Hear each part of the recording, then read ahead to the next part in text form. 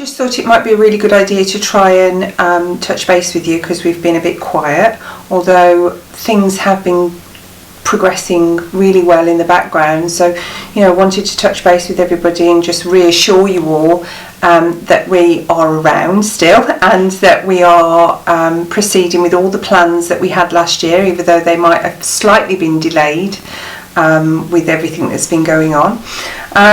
So a couple of updates really.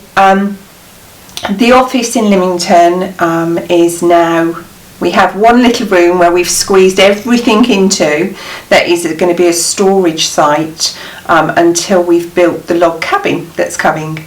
So at my property, some of you have been there and some of you haven't, in Pennington in Lymington, I was lucky enough to acquire a piece of land along the side of the property last year, and have decided that with the working from home and everything else, it would be best to build a log cabin that could store all the toys and would be a place for me to work and a place for colleagues in the office to work, so Heidi and Julie and maybe Belinda and that to work. So that will be happening. In my progressive thought processes, I thought that would be happening before Christmas, but I think it's probably going to be after Christmas now. So in the new year. So that means we'll have a little base, a freedom base, where people can come and say hi and pop in, and they won't be dropping timesheets anymore because, as you all know, we're now using T-sheets, so there'll be no more dropping off paper timesheets, but we'd still love to see you all. And, you know, that although obviously we are all being told to work from home still, I will be in my little office and I will be there for anybody that wants to call in and have a coffee and have a chat and update us on where they are and what they're doing with their work and their careers and everything else. Because obviously over the last 6 months everybody's been through some type of change, you know, and that change is different for every individual family and every individual person. And so coming out of this, it's really important that we as a company understand how that's affected you and what your new needs are and what you now want from us and what we now can work together with. So, you know, furlough finished at the end of August. We're now moving forward. We are now supplying hotels with babysitters. We've got lots of families using us for flexi nanny work. We've got loads of supervised contacts. I don't know what's happened with supervised contacts, but the world's gone mad for supervised contacts. Lots of work with the local authorities. We're just in discussion at the moment with Southampton City Council. I've got meetings lined up with them over the next couple of weeks.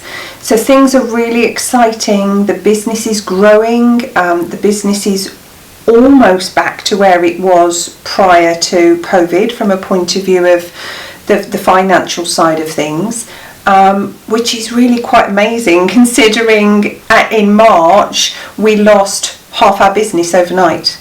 You know, so we've managed, because we're 20 years old and because we've got that huge online footprint and we've got, you know, reams and reams and reams and reams and reams of historic data of people that you've worked for us before and people that have used us before, and we've been working really hard to speak to those people and communicate with them.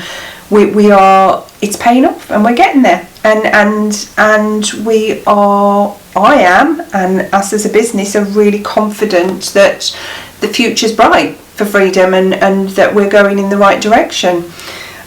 So we are launching, I'm literally waiting for the draft copy of it any day now, the new children's social care website, which means we will be dividing off the elements of social care that were kind of spoken about in the childcare website, but not really. We've defined that very much now, so there'll be, and it'll be very similar branding, very similar logos. We've just a bit of a variation on a theme for each one. Once that comes out, I'll send you a link through to that so everybody can see that and give me their feedback, because it can still be tweaked and changed as time moves on, and as we add services and think of new ideas, we can add that to it. So that's really exciting, and that will be launched before Christmas. And then going on into next year, a while back, some of you will remember we spoke about elder care and also adult social care. Again, that is still happening, and it will happen next year. And those of you who expressed an interest all that time back when I sent that little WhatsApp message out, we haven't forgotten you, and it will we'll give you updates as we go along. So COVID slowed us down, but it's not got in our way and it's not stopped us. And you know, as I said to you in my first talking head, right at the beginning of this, I haven't spent 20 years developing a business for a cold to get in the way, and actually it hasn't, and that's thanks to a team around me, and it's also thanks to you out there doing the care, doing the work, you know, and that you do it to such a high standard that we get repeat business and people come back to us and they love what they do and they love our team, and that's down to all of us. What COVID has also done, which is another positive thing that's come out of this, is it has made us smarter. It's made us think smarter about what we do. So you're all aware we've got t-shirts. We had some little stragglers that we had to pull onto that, Julia. We had some little stragglers that we had to get in and feel confident and safe with the new way of working, and we're almost there with that. We've now got this new app which is called Teams, which is where we are sharing information and documents about clients and tracking progress on projects and doing all sorts of fantastic work with Teams, which has meant our support team have had to set up Freedom emails so they can access, so all our stuff is secure and behind the Freedom firewall, which means we're more compliant with GDPR and we're ticking all those boxes. So, you know, from that perspective, it's really great.